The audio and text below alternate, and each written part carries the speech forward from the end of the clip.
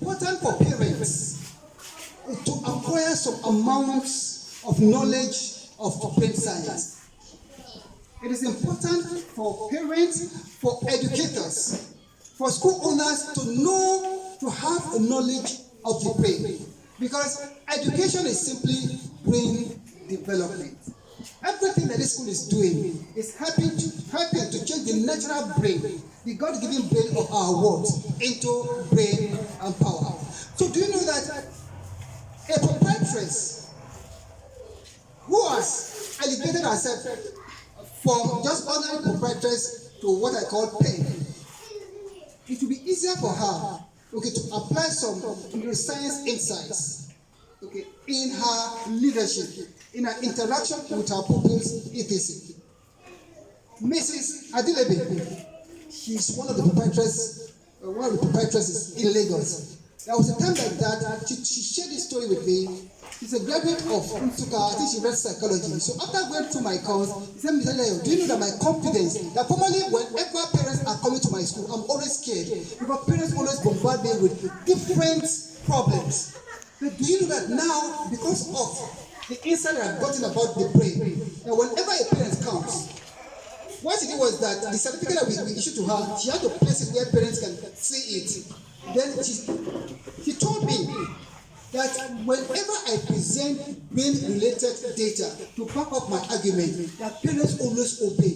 They believe that yes, I know what I am doing. Unlike before that, I will need to persuade them. But thank God for this course.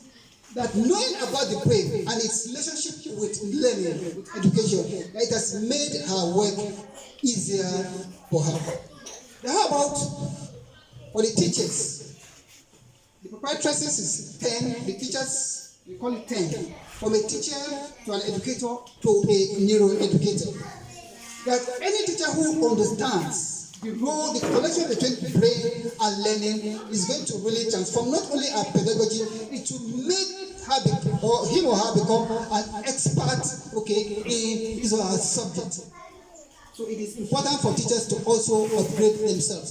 So that is what I call neuro-literacy. Neuro-literacy has to do with acquiring knowledge about the brain. If you understand things like the prefrontal cortex, the hippocampus, the concept neurons, etc., it's going to make your work easier. A child who is not paying attention, you know that there's something seems to be fishy. All you need to do is just to meet the child, ask the child one or two questions, and from there you'll be able to really diagnose what is wrong with that child. Let me quickly share this story too. When I was at one of the biggest private schools in Abeokuta, the senior boy of the school, extremely intelligent, but later on we discovered that his academic performances were just declining. And most teachers were saying that any girlfriend, that maybe he has started, is now distracted. That could be the reason why he's experiencing poor academic performance. And that was the collective perception of the teachers. But what I did then was that I called him, I took him to the library. I said, Bode, what is really happening?